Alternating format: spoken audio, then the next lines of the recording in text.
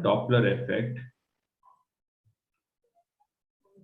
and I want to discuss the situation of Doppler effect when the bodies are not moving along the straight line.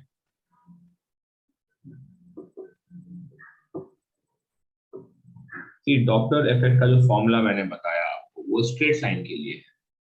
Okay. Suppose एक गाड़ी इधर की तरफ जा रही है हम्म. और एक गाड़ी इधर की तरफ आ रही है. हाँ. ठीक है. हम्म. तो ऐसे सिचुएशन में डॉपलर इफेक्ट का फॉर्मूला जो होगा तो वही, बट थोड़ा सा हम इसमें चेंजेस इंट्रोड्यूस करें. लेट्स से एक ऑब्जर्वर है और एक कार है, वो हॉर्न बजाते हुए जा रहा है. भाई, तो ऑब्जर्वर लेट्स से स्टेशनरी है and car is moving with let's say 20 meters per second. Original frequency of the car on is 1000 hertz. अच्छा. Got it? बजाता हुआ नहीं जा रहा. Let's say A. The car blows horn when it is at A. The sound is heard by observer when car passes through intersection point O. जो intersection point है वहां से जब वो पास कर रहा है तब ऑब्जर्वर को सुनाई देता है. अच्छा. Find the apparent frequency. हमें apparent फ्रीक्वेंसीज का पता करना है. तो can you think about anything Gurashish, कैसे करना है?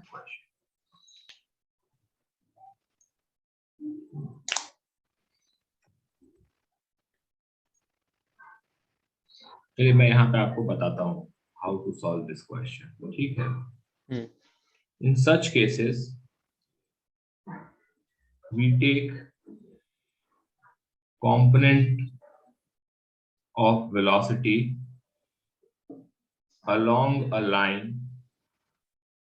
which joins the source when it emitted the sound. Okay. वो emit करके आगे बढ़ गया.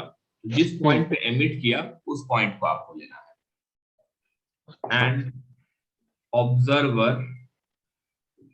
when it heard the sound. तो ऑब्जर्वर तो रुका हुआ है, तो ऑब्जर्वर के लिए तो हमें कोई दिक्कत नहीं है. ठीक है. तो यहाँ पे सोर्स है, तो ये जो डिस्टेंस होगा, मान लेते हैं कि t टाइम लगता है ऑब्जर्वर को एमिट होने के बाद सुनने में.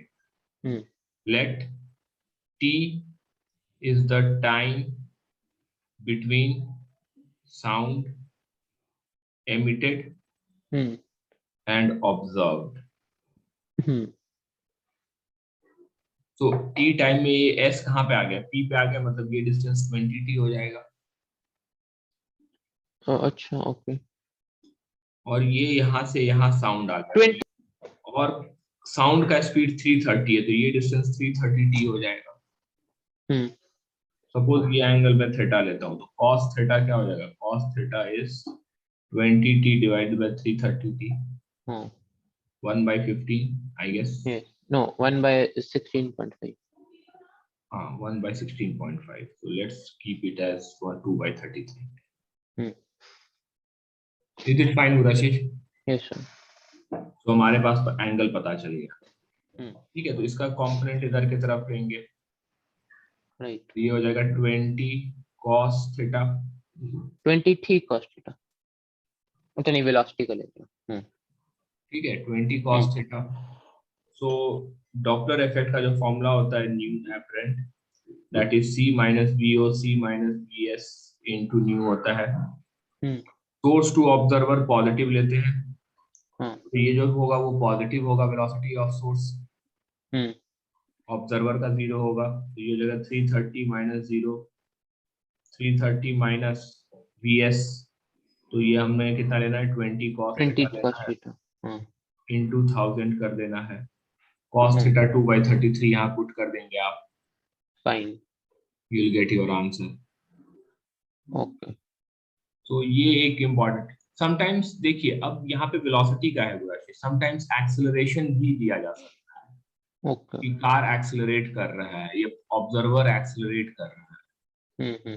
तो ऐसे केस में क्या करेंगे बता सकते हैं? उस इंस्टेंट पे जो वेलोसिटी होगी वो लेना है।